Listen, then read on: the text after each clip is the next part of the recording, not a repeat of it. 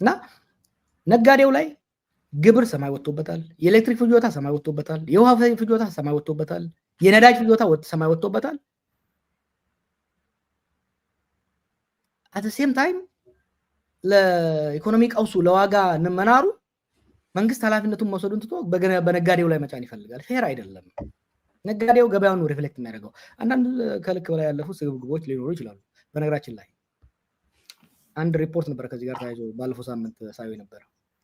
ኢትዮጵያ የታክስ ቱ ጂዲፒ ሬሾ በጣም ትንሽ ነው ከአፍሪካ ይባላል። ለምን እንደሆነ ታውቃለህ? ኢትዮጵያ ግብር መክፈል እየከፈለ ስላልሆነ አይደለም፣ ውሸታቸው ነው። በአፍሪካ ውስጥ እንደ ኢትዮጵያን ስቴት አሁን ነው እየተዳከመች የመጣችው እንጂ እንደ ኢትዮጵያን ስቴት ፓወርን ብሮድካስት ማድረግ የምትችል እስከ ቀበሌ ድረስ ደርሳ ከገበሬው ግብር መሰበሰብ ስቴት በጣም ውስን ናቸው። ምናልባት ሳውዝ አፍሪካ እና ግብጽ ቢሆኑ ነው። ሌሎቹ የዛን ያህል ካፓሲቲ የላቸውም። ነው የኢትዮጵያ ህዝብ ግብር ይከፍላል። ማን ነው ግብር የማይከፍለው? ቱባ ባለሀብቶች ከመንግስት ባለስልጣናት ጋር እጅና ጓንት የሆኑ ሰዎች ግብር አይከፍሉም። አንድ ሰሞኑን ያየሁት ዳታ ባለፉት 5-7 ዓመታት 1 ሚሊዮን መኪኖች ወደ ኢትዮጵያ ከገቡ ከዛ ውስጥ ግብር የተከፈለባቸው ግማሽ አይሆኑ። ሌሎቹ በተለያየ ምክንያት ታክስ ፍሪ ሆነው ነው የገቡት። ታክስ ፍሪ ግን አልሆኑም። እነኛ ነጋዴዎች 1 ሚሊዮን ከሆነ መክፈል ያለባቸው በመኪናው ላይ ወደ ዘይዱ እነሱ 250 ወይ ደግሞ 25%ን የዛን ግብር 25%ን ለራሳቸው ይወስዳሉ፣ 25%ን ለባለስልጣኑ ይሰጣሉ፣ 50% ሴቭ ያደርጋሉ ማለት ነው። this is what's happening። የሙስናው መጠን ነው ግብሩን እየጎዳ ያለው እንጂ የኢትዮጵያ ህዝብ ገበሬውማ ግብር ቀፍቅፎ ነው እየከፈለ ያለው። በመልቲፕል ደረጃ ቀጥታ ግብር ይከፍላል። አሁን እኮ የዶሮም የአህያም የበግም ግብር ይከፍላል። የመሬት ይዞታ ብቻ አይደለም። ከዛ ላይ የሚሊሻ ይከፍላል፣ የስፖርት ይከፍላል፣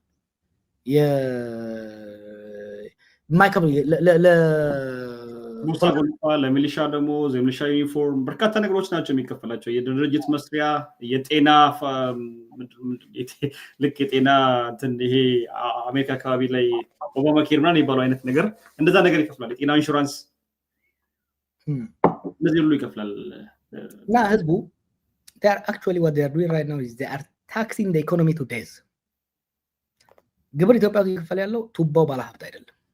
ግብር እየከፈለ ያለው ገበሬውና ትናንሽ ነጋዴው መደጎም ያለበት መበረታታት ያለበት። ምክንያቱም አብዛኛውን ቤተሰብ እየደጎመ ያለው ገበሬውና ይሄ ማከለኛና ትናንሽ ነጋዴው ነው። ይሄ በየከተማው ነው። በትንሽ ከተሞች ውስጥ ሱቆች ያሉት ምን ያለው ትንሽ ማኑፋክቸሪንግ ያለው ነጋዴ ነው። እነሱ እየፈለጡት ወገቡን እየበጠሱት ያለው ደግሞ ይሄንና ገበሬው ነው። የአገሪቷን ትልቅ ግብር የሚከፍለው ይህ ህዝብ ነው። የዚህ ኑሮ ውድነቱ ከፍተኛ ሰለባ ደግሞ እየሆነ ያለው እሱ ነው። ትልልቆቹ ነጋዴዎችማ እነሱ ትርፍ የጋራ እኮ ነው። ኢትዮጵያ ውስጥ አሁን እኮ ሼም አይደለም።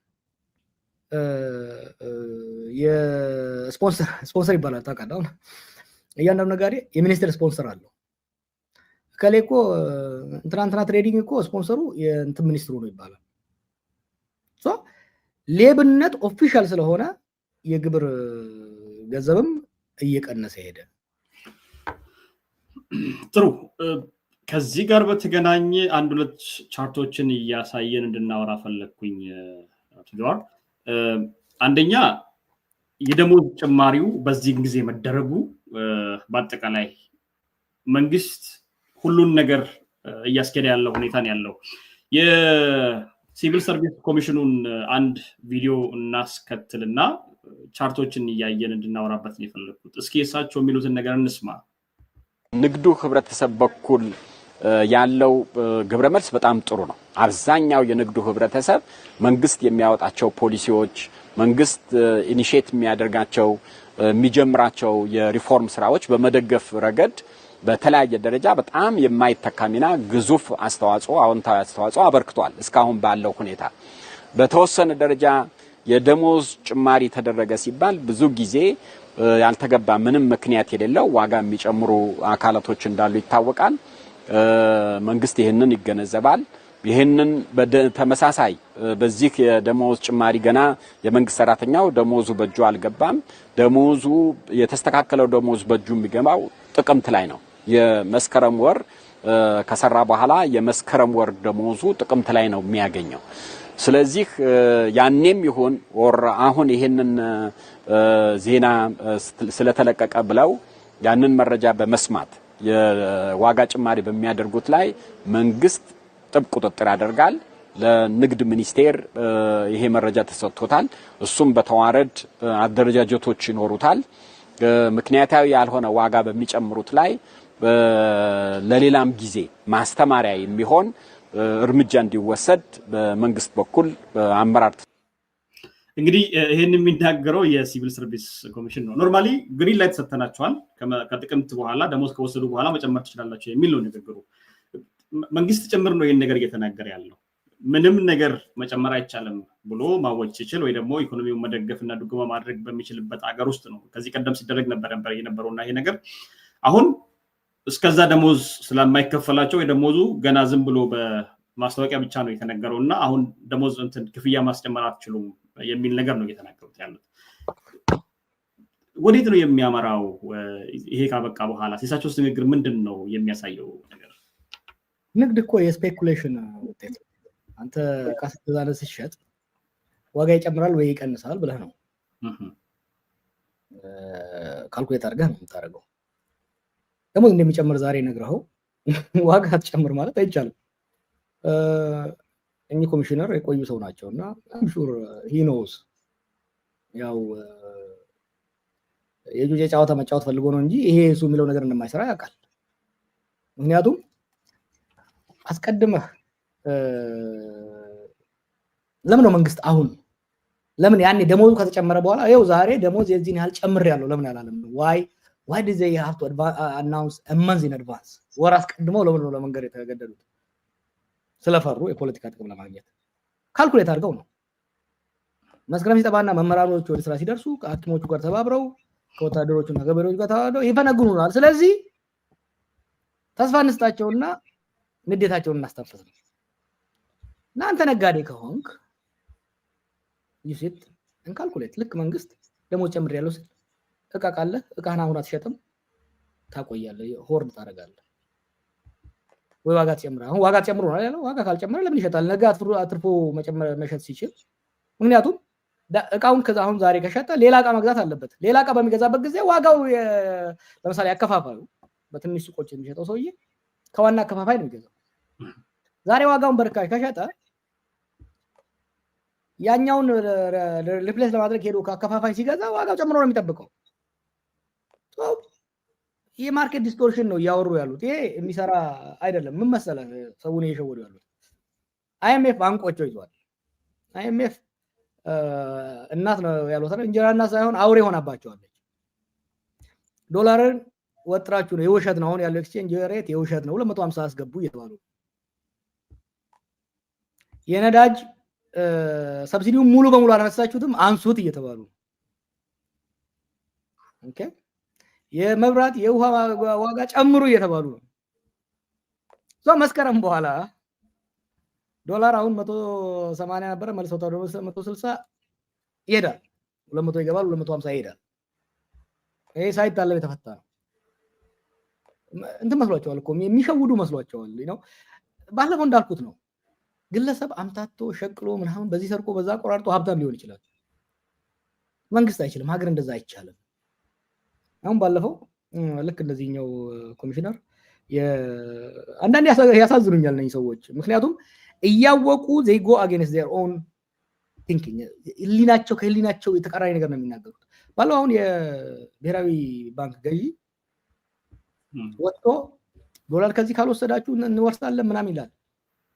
ዶላርን 180 ያስገባው ምን እንደሆነ ማሞ በደንብ ያውቃል። የኮንትራባንድ ፈቅደው ወርቅ ከዱባይ መጥቶ ኬንያ ላይ ሱዳን ላይ ካፈር ተደባልቆ እንደ አዲስ መጥቶ ይሸጥላቸዋል። እነሱ ይሄን በብር ይገዙታል። ነጋዴው ቶሎ ያንን ብር ወደ ዶላር መቀየር አለበት። ዶላርን ሰማይ ያወጣው ይሄን ነው። ይሄንን የሚሰራው 70% 80% ይሄን ሲሰራ የነበረው መንግስትና ከመንግስት ጋር የነበሩ ነጋዴ ናቸው።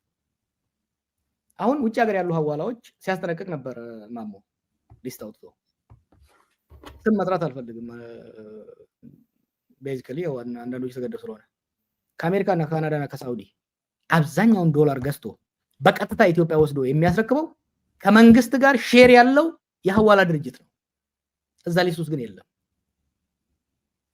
ኦኬ they think they are smart no እንደማይሰራ ማሞ ያውቃል አቶ መክሪያም ያውቃሉ ይሄ ነጋዴውን ብሌም ማድረግ እንደነው በእኛ ባህል በአገራችን ባህል ነጋዴ ስግብግብ ነው ነጋዴ ሌባ ነው ነጋዴ ምናምን ኢትዮጵያ ውስጥ ነጋዴውን ሌባ ያደረገው ነጋዴውን እንዲሰርቅ አንደርግራውንድ እንዲሄድ ያደረገው ምንድነው መንግስት ነው የመንግስት ሰው መጥቶ 1 ቢሊዮን ታክስ አለብህ ይላል 1 ቢሊዮን ታክስ አለብህ ብሎ አራን ያልችልም ስትል አይ እንደዛ ከሆነ ዝቅ አረግልሃለሁ ወደ 500,000 ግን ከ500,000 ውስጥ 200,000 ለኔ ይሰጣል ከመታተርፋት ከመቀነሱ 250,000 ትሰጠኛለህ አትሊስት 250,000 ታተርፋለህ ይላል therefore ነጋዴው ከሌባ ጋር ከነኚህ ሌቦች ባለስልጣናት ጋር መስማማት ግዴታ ሆነበት ኔምስ እኮ I spend እኔ ድሮ ኢትዮጵያን በሩቅ ነው ማቃት በቀርቤ እስር ቤት እያለሁ በተለይ ከእስር ቤት ከወጣሁ በኋላ በደንብ ነው ያጠናሁት how the whole system works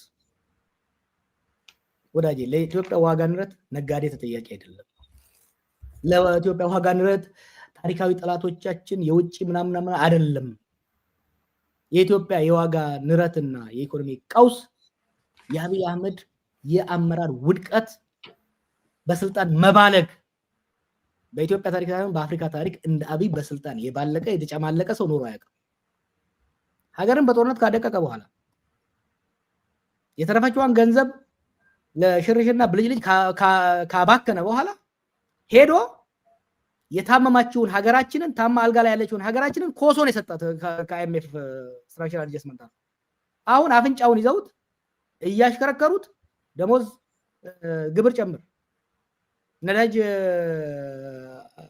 ጨምር የውሃ ጨምር የኤሌክትሪክ ጨምር የኢኮኖሚክ ሶቨሬኒቲያችንን ኢኮኖሚያዊ ሉዓላዊነታችንን አሳልፎ ከሰጠ በኋላ አሁን ከታች ያሉትን ትንንሽ ነጋዴዎች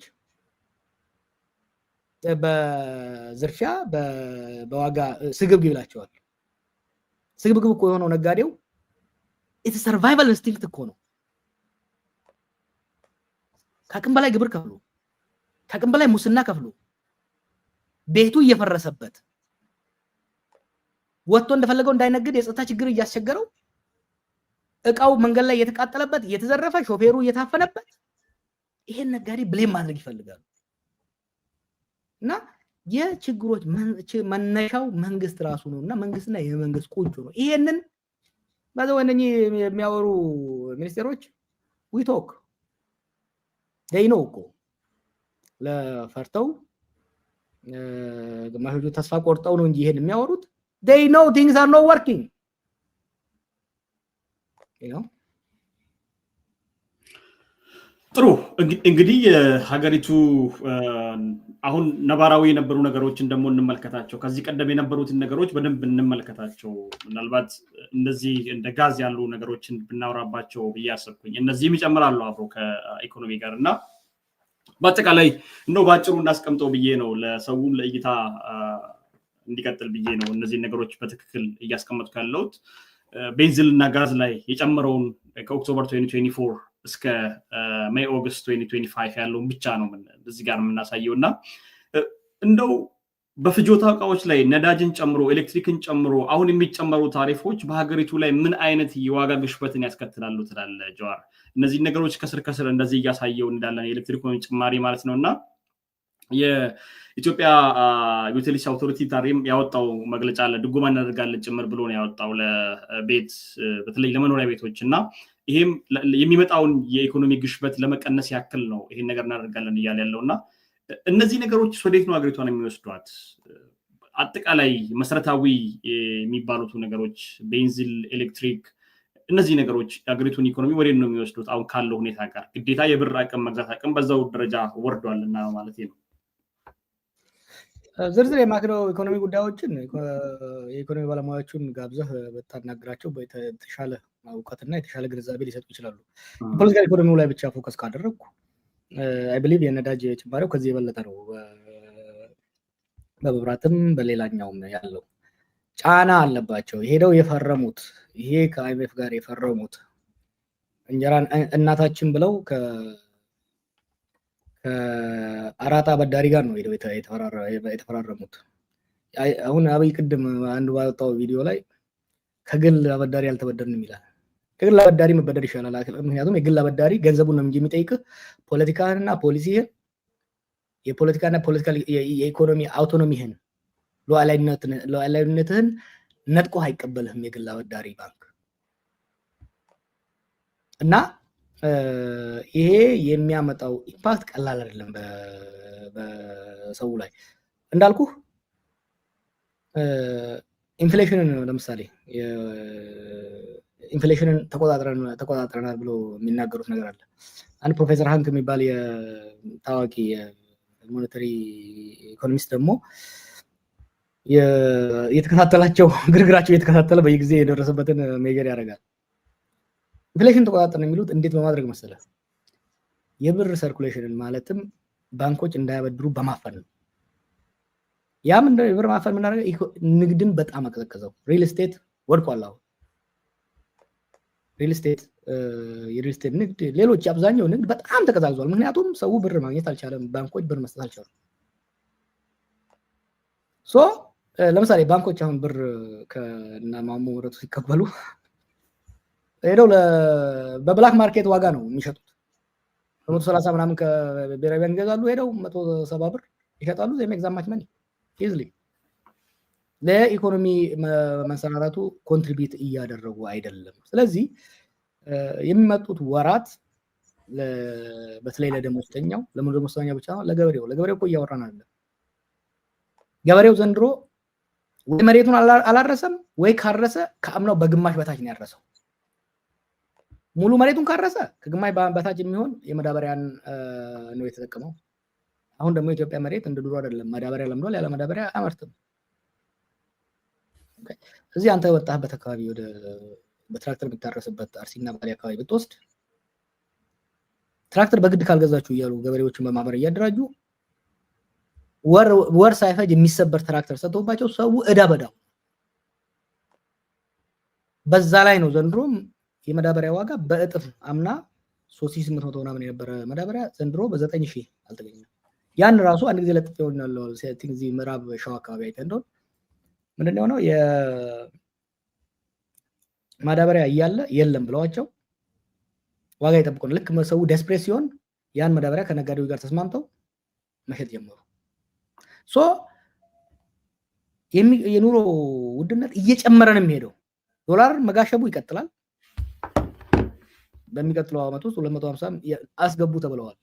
they will be forced to do that። ያ ማለት አሁን 80% ጨመርን የሚሉት ደሞዝ በ6 ወር ውስጥ በዜሮ ይባዛል ማለት ነው። it will be completely eroded። የነዳጁ ጭማሪ ነዳጅም ይጨምራሉ። አሁን ለጊዜው ነው። እቺ የፖለቲካ ትኩሳቷ እስክታልፍ ነው፣ ህዝቡ እስኪረጋጋላቸው ነው። አመት ባሉን አሳልፈው ይጨምራሉ ነዳጅ። ይሄ አንድ ላይ ሲደማመር አሁን ያነበረ አደረግን የሚሏትን የደሞዝ በ80% ለከፍተኛ ደረጃ ላሉት ነው። ከታች ላሉት 36% ምናምን ብቻ ነው የጨመሩት which is almost nothing። በነዳጅ ብቻ አጥፋለኝ። አሁን አንተ ነዳጅ 40% ተጨመረ ብላል። በነዳጅ ብቻ የሚያልቅ ነው ማለት ነው። አሁን ያደረጉት የኢኮኖሚ አድጀስትመንትም ሆነ ዝም ብሎ ባንዴጅ ነው እያደረጉ ያሉት። የሀገሪቷ የኢኮኖሚ ችግር መሰረቱ ኢኮኖሚው አይደለም፣ መሰረቱ ፖለቲካው ነው። ፖለቲካውን ካላረጋጋህ ጦርነት አይቆምም። ጦርነት ካልቆመ ኢንቨስትመንት አይመጣም። የሀገር ውስጥ ንግድ ተቀዛቅዞ ይቀጥላል። ሎክ አሁን ዝም ብሎ አንዳንዴ ሲዋሹ ባለፈው አራርሳ መድረሳ የሚባለው የኦሮሚያ ጸጥታ ቢሮ ኃላፊ ኦሮሚያ በሁሉም ወረዳዎች ሰላም ሰፍኗል አለ። በሚቀጥለው ቀን ሱሉልታ በሚያሳዝን ሁኔታ ሱሉልታ ማለት 14 ኪሎ ከፊንፊኔ 14 ኪሎ ሜትር ላይ እነዛ ባንከሮች አለቁ። እነዛ ባንከሮች አለቁ ማለት የባንክ እንቅስቃሴ እዛ አካባቢ ቆመ ማለት ነው። በአማራ ክልል በፊቼ መስመር በአማራ ክልል ጎንደር፣ ጎጃም መኪኖች ሰልፍ ይዘው እስከ ሳምንት ይቆያሉ ያለ ከባድ ወታደራዊ ጀባ መንቀሳቀስ አይችሉም። ይሄ ሁኔታ ባለበት ኢኮኖሚ ብልጭልጭ አይደለም። ኢኮኖሚ አብይ እንደሚያስበው ስለተመኘው የሚያድግ ነገር አይደለም። ዊፊትን ሜኪት የሚባለው የፕሮስፔሪቲ ነንሴንስ አይሰራም ለሀገራዊ ኢኮኖሚ። ለግል ሊሆን ይችላል። አምታተህ አሉ አይደለም አሁን የሚያጭበረብሩ እኮ አሉ ኢትዮጵያ ውስጥ በዚህ ማጭበረብሩ በፒራሚድ በምናምን እያጭበረብሩ ሀብታም የሆኑ ሰዎች አሉ። ይካንዱ ዛት ወዘ ካንትሪ የካልቸር ሴክተሩን፣ የማኑፋክቸሪንግ ሴክተሩን፣ የሰርቪስ ሴክተሩን ካላሳደግ ኢኮኖሚ አያድግም። የግብርና ሴክተሩን፣ የማኑፋክቸሪንግ ሴክተሩን፣ የንግዱን ለማሳለጥ ደግሞ የሴኩሪቲ ሁኔታው መሻሻል አለበት። የሴኩሪቲ ሁኔታው እንዲሻሻል ደግሞ የፖለቲካው መረጋጋት የሀገራችን ፖለቲካ ከጫካ ከአፈሙዝ ወደ ከጫካ ወደ ጠረጴዛ ከአፈሙዝ ወደ እስክሪፕቶ መመለስ መቻል አለበት። ይሄንን ማድረግ እስካልቻሉ ድረስ ከመቀመቁ አይወጡም። ይሄን ለማድረግ አሁን ላይ ብቃቱም ቅንነቱም ፍላጎቱም አቅሙም የላቸውም። therefore this is the beginning of the end. It's too little too late. ከእንግዲህ በኋላ ቀልቢ ነው ቢኖራቸው እንደ ኃይለማርያም ፓካፕ ማድረግ ነው። ካልሆኑ ግን የፈሩት ደመና መዝነቡ አይቀርም። ጥሩ። አሁን ደግሞ ቀጥታ ወደ እነሱ የመንግስት ፋርሴ ብላዎች የሚያነሱትን ሀሳብ ጋር ልውሰድ። የደሞዝ ጭማሪ ተደርጓል ከተባለ በኋላ አንተም የራስን ሀሳብ አስቀምጠሃል፣ ሌሎችም አስቀምጠዋል። ለእነሱም ጭምር ደሞዝ ጭማሪ ይደረግ የሚል በአፋን ኦሮሞ ጽፋ አግኝቻለሁና ትንሽ ፈገጋስ ብሎኛል። ለፋርሴ ብላዎችም ደሞዝ ስንት ተጨመረው ይጨምር የሚል ነገር አስቀምጠሃል እና ምንድነው እያሉ ያሉት? የደሞዝ ጭማሪውን መንግስት በራሱ መንገድ አስልቶ ጨምሯል። ስለዚህ የደሞዝ ጭማሪን ምክንያት አድርገው